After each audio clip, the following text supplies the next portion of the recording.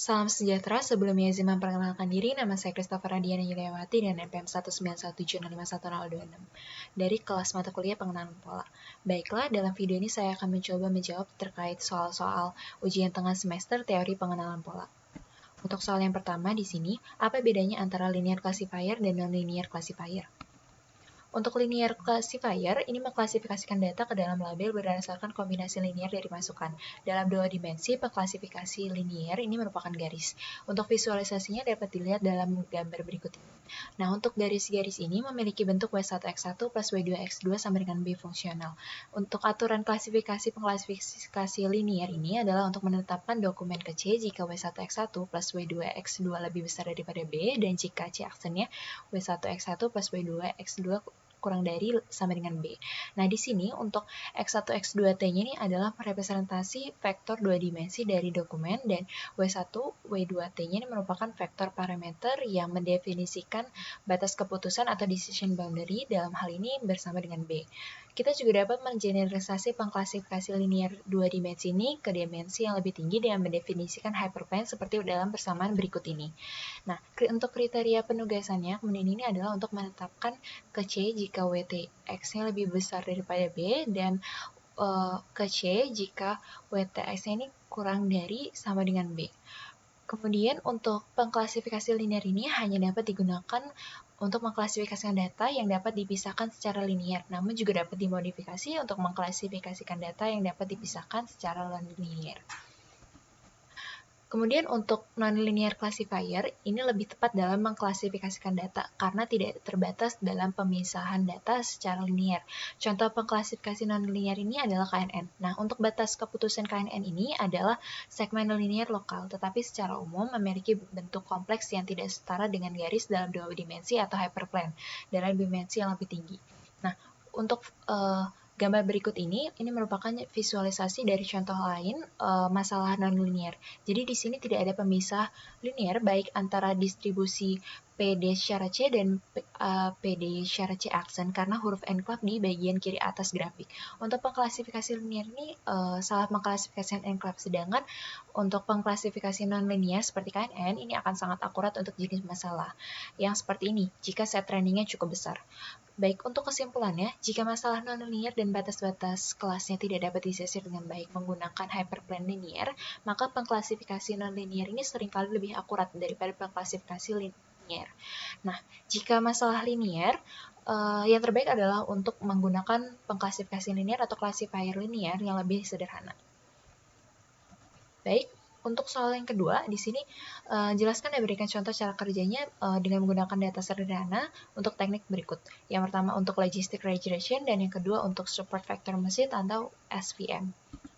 Untuk logistic regression, ini merupakan jenis analisis statistik atau yang juga dikenal sebagai model legit yang sering digunakan untuk analisis prediktif dan pemodelan. Kemudian meluas ke aplikasi dalam pembelajaran mesin. Dalam pendekatan analitik ini, variabel dependen terbatas atau kategoris baik A atau B dalam regresi biner atau berbagai opsi terbatas A, B, C, atau D dalam regresi multinomial. Nah, untuk logistic regression ini juga digunakan dalam perangkat lunak statistik untuk memahami hubungan antara variabel dependen dan satu atau lebih variabel independen dengan memperkirakan probabilitas menggunakan persamaan regresi logistik. Baik, untuk contohnya di sini misalnya dari penelitian McDonald pada tahun 1985 yang menghitung frekuensi alel di locus manus 6 phosphate isomers atau MPA di Crustacea amphipod megalocystia californiana yang tinggal di pantai berpasir pantai Pasifik Amerika Utara. Untuk gambarnya seperti berikut, ini merupakan salah satu Crustacea yang dimaksud. Jadi ada dua alel umum untuk MPI 90 dan MPI 100. Nah, untuk garis lintang dari setiap lokasi koleksi, jumlah masing-masing alel dan proporsi alel MPI 100 ditunjukkan sebagai tabel berikut ini. Baik, ini untuk location-nya mulai dari Port Town dari UE-nya dan sampai dengan Santa Barbara. Kemudian untuk latitude MPI 90, MPI 100, dan kemudian untuk P MPI 100-nya disajikan sebagai berikut ini. Kemudian untuk alel, baik MPI 90 atau MPI 100 ini adalah variabel nominal. Dan lintang ini merupakan variabel pengukuran. Kemudian jika pertanyaan biologisnya adalah apakah lokasi yang berbeda memiliki frekuensi alel yang berbeda? Nah, di sini kita akan mengabaikan garis lintang dan melakukan chi-square atau g-test dependent. Kemudian di sini pertanyaan biologisnya adalah apakah frekuensi alel terkait dengan garis lintang? Baik. Kemudian di sini kita perhatikan bahwa meskipun proporsi alel MPI 100-nya ini tampaknya meningkat dengan meningkatnya garis lintang, ukuran sampel untuk daerah utara dan selatan ini cukup kecil. Dengan melakukan regresi linier frekuensi alel dibandingkan dengan lintang, akan memberikan mereka bobot yang sama dengan sampel yang jauh lebih besar dari Oregon, yang tidak pantas. Kemudian untuk melakukan regresi logistik yang hasilnya adalah chi-square sama dengan 8,3 dan sekian, persamaan hubungannya adalah sebagai berikut ini. Baik, kemudian untuk garis regresi logistiknya ini ditunjukkan pada grafik. Nah, di sini perhatikan bahwa ia memiliki bentuk S yang lembut. Jadi semua persamaan regresi logistik ini memiliki bentuk S, meskipun mungkin tidak jelas jika kita melihat rentang nilai yang sempit. Untuk grafiknya, visualisasi grafiknya dapat dilihat sebagai berikut ini. Baik, kemudian selanjutnya di sini ada supervector mesin atau SPM. Jadi, SPM ini merupakan model pembelajaran mesin yang diawasi yang menggunakan algoritma klasifikasi untuk masalah klasifikasi dua kelompok. Jadi, setelah memberikan set model SPM, data pelatihan atau data trainingnya berlabel ini untuk setiap kategori, mereka dapat kategorikan teks baru. Nah, dibandingkan dengan algoritma yang lebih baru seperti neural networks, SPM ini memiliki dua keunggulan utama, yaitu kecepatan yang lebih tinggi dan kinerja yang lebih baik dengan jumlah sampel yang terbatas. Ini dalam skala ribuan. Baik, hal ini merupakan algoritma yang sangat cocok untuk masalah klasifikasi teks, di mana umum untuk memiliki akses ke dataset yang paling banyak beberapa ribu untuk sampel yang ditandai. Untuk contohnya, misalnya di sini ada kita ingin mengidentifikasi apel atau jeruk. Baik, untuk dalam mesin, sebenarnya bagaimana mesin ini akan mengidentifikasi apakah buah itu termasuk dalam apel atau jeruk. Nah, sebenarnya tidak mengherankan jika itu didasarkan pada karakteristik yang disediakan dengan mesin. Nah, bisa jadi ukuran, bentuk, berat, dan lain-lain. Nah, semakin banyak fitur yang dianggap, maka semakin mudah juga untuk mengidentifikasi dan membedakan keduanya. Untuk saat ini kita akan fokus pada berat dan ukuran atau diameter apel dan jeruk. Nah, kemudian bagaimana mesin ya nantinya akan menggunakan SPM untuk mengklasifikasikan buah baru sebagai apel atau jeruk yang hanya berdasarkan data, ukuran, dan bobot sekitar 20 apel dan jeruk yang diamati. Kemudian diberikan label. Nah, untuk visualisasinya dapat dilihat pada gambar berikut ini. Untuk gambar yang di sini divisualisasikan sebagai apel, sedangkan yang di sini divisualisasikan sebagai jeruk. Kemudian untuk tujuan dari SPM sendiri ini adalah untuk menggambar garis yang paling memisahkan kedua kelas titik data. Nah, SPM ini menghasilkan garis yang dapat dengan bersih memisahkan kedua kelas. Namun, sebenarnya seberapa bersih itu? Jadi, ada banyak cara yang memungkinkan untuk menggambar garis yang memisahkan dua kelas. Dalam SPM itu ditentukan oleh margin dan support vector atau vektor pendukung.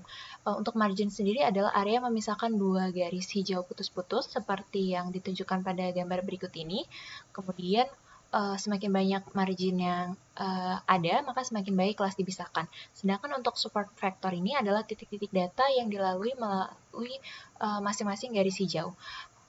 Baik, poin-poin ini disebut atau titik-titik ini disebut vektor support karena mereka berkontribusi pada margin dan karena pengklasifikasi itu sendiri. Support vector ini hanya merupakan titik data yang tergeletak pada paling dekat dengan batas salah satu kelas yang memiliki probabilitas berada di salah satu kelas. Baik, SPM ini kemudian menghasilkan hyperplane yang memiliki margin maksimum. Dalam hal ini garis tebal hitam yang memisahkan dua kelas yang berada pada jarak optimal antara kedua kelas tersebut. Nah, dalam kasus ini, lebih dari dua fitur dan beberapa dimensi. Jadi, garisnya digantikan oleh hyperplane yang misalkan ruang multidimensi. Baik, lanjut di sini ada pertanyaan yang ketiga, yaitu jelaskan dan berikan contoh cara kerjanya menggunakan data sederhana untuk teknik berikut. Yang pertama di sini ada decision tree dan yang kedua di sini ada random forest. Baik, untuk decision tree ini merupakan algoritma yang termasuk dalam kategori supervised learning dan dapat digunakan untuk memecahkan masalah regresi dan klasifikasi. Decision tree ini juga menggunakan representasi pohon untuk memecahkan masalah di mana setiap simpul daun ini sesuai dengan label kelas dan atribut ini diwakili pada simpul internal pohonnya. Nah, kita dapat mewakili fungsi boolean pada atribut discrete menggunakan decision tree. Misalnya di sini ada inputnya age, gender, occupation, dan lain-lain. Kemudian kita ingin tahu apakah orang tersebut menyukai game yang ada pada komputer atau tidak. Baik, kemudian di sini ada contoh yang diambil dari konsep data mining dari Han dan Kimber. Untuk yang pertama misalnya di sini ada learning step-nya. Untuk data trainingnya ini dimasukkan ke dalam sistem untuk dianalisis oleh algoritma klasifikasi. Dalam contoh ini, label kelasnya ini adalah atribut yaitu loan decision. Nah, model yang dibangun dari data training atau data pelatihan ini diwakili dalam bentuk aturan keputusan. Sedangkan untuk yang kedua di sini ada classification. Untuk dataset ini diumpangkan ke model untuk memeriksa keakuratan aturan klasifikasi. Jika model memberikan hasil yang dapat diterima, maka itu diterapkan ke dataset yang baru dengan variabel kelas yang tidak diketahui. Baik, contohnya misalnya divisualisasikan dalam gambar berikut ini. Misalkan di sini dari training datanya ini ada name, age, income, kemudian ada loan decision-nya. Ini tadi berdasarkan contoh ini label kelas yaitu atribut loan decision. Kemudian di sini ada classification algorithm, kemudian diarahkan ke classification rules-nya. Kemudian dari classification rules-nya ini dibuat data test-nya, kemudian dia dibuat data yang baru setelah datanya dites dan dihasilkan outputnya seperti berikut ini, yaitu John, Harry, middle age, low, kemudian loan decision-nya ini dia outputnya risky. Baik, selanjutnya di sini untuk poin selanjutnya yaitu random forest. Jadi random forest ini adalah jenis algoritma pembelajaran mesin atau machine learning yang digunakan untuk tugas klasifikasi dan regresi. Untuk model pengklasifikasi ini mengambil input data dan menetapkannya ke salah satu dari beberapa kategori. Misalnya, mengingat satu set gambar yang terdiri dari gambar anjing dan kucing. Pengklasifikasi ini dapat digunakan untuk memprediksi apakah setiap gambar adalah anjing atau kucing. Singkatnya, algoritma random forest ini bekerja dengan membuat beberapa decision tree yang masing-masing didasarkan pada subset acak dari data. Baik, untuk visualisasinya, maksud saya di sini ada seperti mind mapping dari random forest-nya ini. Mungkin bisa dilihat dalam berikut ini.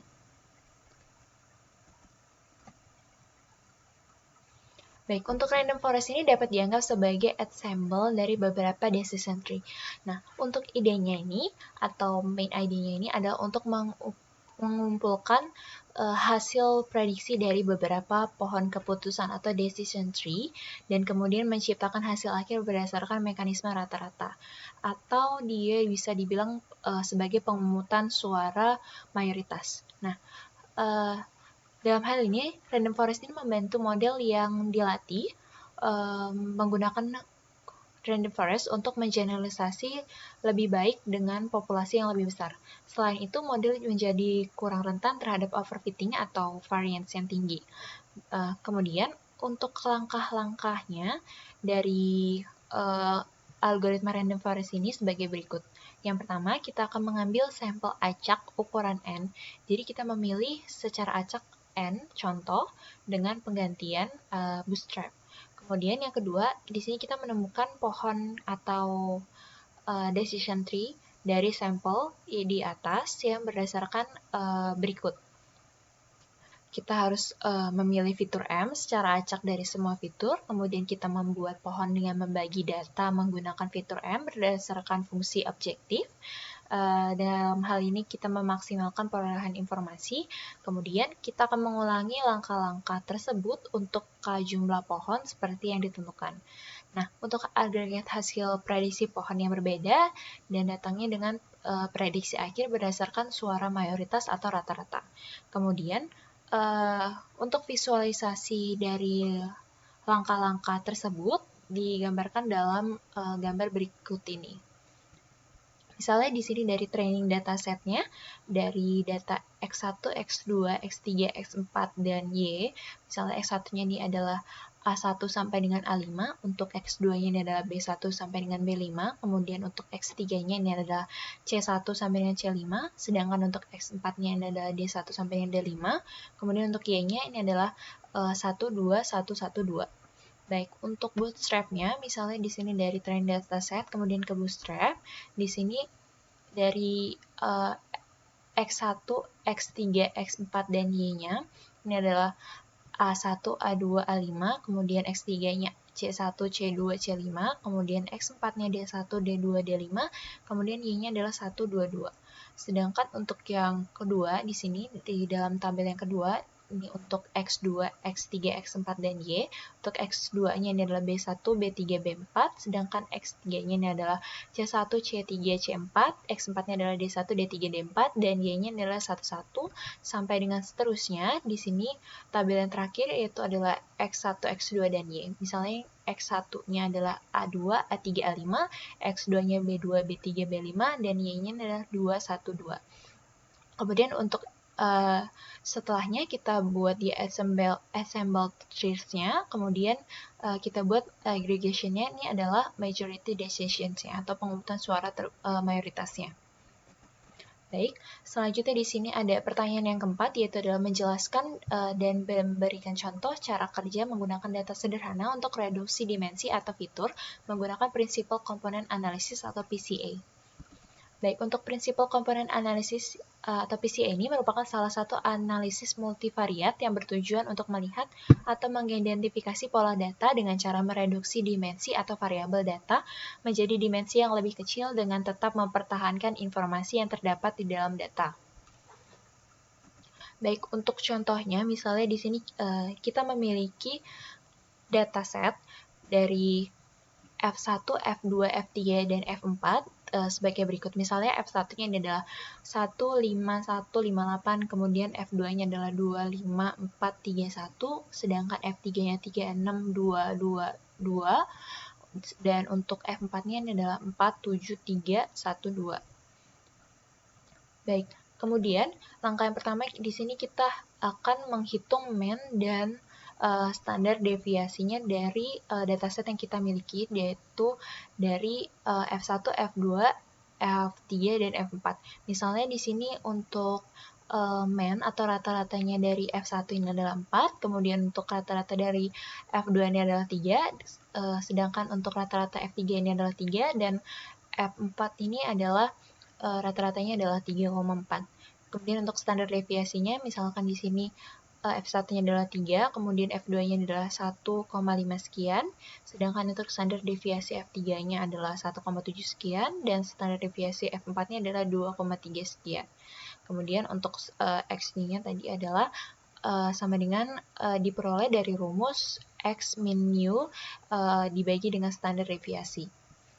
Untuk langkah selanjutnya di sini kita akan menentukan eigen value atau nilai eigennya. Baik, untuk nilai eigen yang E1 dan E2 diperoleh sebagai berikut. Untuk E1-nya adalah 0,16 sekian dan seterusnya. Kemudian untuk nilai eigen yang E2 ini adalah min 0,91 sekian dan seterusnya.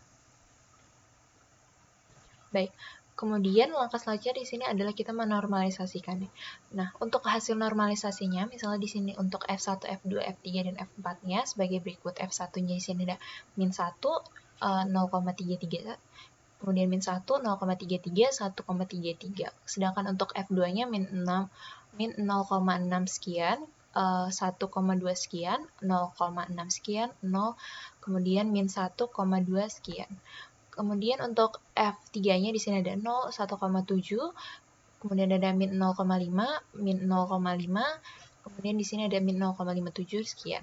Sedangkan untuk F4-nya di sini ada 0,2, 1,5, min 0,1, min 1,04 sekian, kemudian ada min 0,6 sekian. Nah, kemudian di sini kita akan menentukan matriks covariance-nya. Misalnya di sini dari F1, F1 di sini ada 0,8, kemudian untuk dari F1 F2-nya di sini ada min 0,25298. Di sini F1 F3-nya di sini ada 0,03849, kemudian ada F1 F4-nya min 0,14479, dan seterusnya untuk F2 F1, F2 F2 diperoleh sebagai berikut ini. Untuk yang terakhir, di sini kita akan mengalihkan eigenvektor yang telah kita peroleh dengan data awal. Baik, di sini kita dapati eigenvektornya untuk F1, F2, F3, dan F4-nya sebagai berikut ini. Kemudian kita kalikan dengan eigennya, yaitu 0,16 sekian sebagai berikut ini. Dan kita dapatkan hasilnya yaitu NF1 dan NF2 sebagai berikut, yaitu 0,01 sekian sampai berikut ini. Baik. Kemudian untuk soal yang kelima, di sini jelaskan dan berikan contoh cara kerjanya menggunakan data sederhana untuk seleksi fitur. Baik, untuk fitur selection atau seleksi fitur ini adalah salah satu teknik terpenting dan sering digunakan dalam pre-processing. Nah, teknik ini dapat mengurangi jumlah fitur yang terlibat untuk menentukan suatu nilai kelas target dengan mengurangi fitur yang tidak relevan dan data yang berlebih. Tujuan utama dari seleksi fitur atau fitur selection ini ialah untuk memilih fitur terbaik dari suatu kumpulan data fitur. Baik, misalnya di sini dicontohkan sebuah kasus dengan menggunakan data dari Heart Failure Clinical Records Dataset yang berisi 13 variabel yang menggambarkan 299 pasien yang mengalami gagal jantung. Nah, di sini membahas bagaimana menganalisis dataset. Untuk pertama-tama, kita memberi peringkat fitur atau variabel berdasarkan signifikansi dan kemudian menggunakan algoritma pembelajaran mesin random trees agar sesuai dengan model dengan dataset. Nah, untuk deskripsi setiap variabel yang terdapat dalam dataset tersebut, ini dimunculkan dalam tabel berikut ini. Jadi, untuk variabel-variabelnya ini berisikan mulai dari age, anemia, creatine proportionins, diabetes injection fraction, high blood pressure, platelets, serum creatinine, serum sodium, sex, smoking, time, dan death event. Untuk deskripsinya sebagai berikut. Baik, untuk fitur selections, penghitungan statistiknya misalnya divisualisasikan dalam gambar berikut ini. Nah, untuk detailed fitur selection report ini ditampilkan dalam setiap komputasi metrik yang diseleksi dari tabel pengukuran. Jadi di sini ada chi-square statistik untuk yang kolom D ini, sedangkan untuk yang kolom E ini adalah chi-square p-value, dan untuk yang kolom F ini adalah chi-square untuk Cramer's V, sedangkan untuk yang kolom G ini adalah mutual information, sedangkan untuk yang kolom H ini adalah gain ratio. Baik, untuk masing-masing detailnya ditampilkan dalam gambar berikut ini. Jadi di sini untuk statistiknya itu dia diurutkan berdasarkan dengan chi-squared p-value-nya. Nah, ini untuk gambar ini adalah visualisasinya. ini ada menampilkan informasi tersebut. Kemudian untuk gambar yang kedua di sini adalah terkait chi-square untuk Cramer's v-statistic. Jadi di sini ada tiap variabelnya ini, dan ini adalah perhitungan dari Cramer's v-statistic. Kemudian untuk gambar yang berikut ini merupakan mutual information dari setiap variabel yang ada. Nah, ini adalah nilai-nilai terkait dengan mutual information yang telah dihitung berdasarkan preprocessing yang dilakukan oleh filter selection. Kemudian untuk gambar yang terakhir di sini ada gain ratio. Gambar ini menginformasikan terkait dengan gain ratio, jadi dari setiap variabelnya, dan di sini untuk nilai-nilai terkait dari gain ratio yang di preprocessing oleh filter selection. Baik, mungkin sekiranya cukup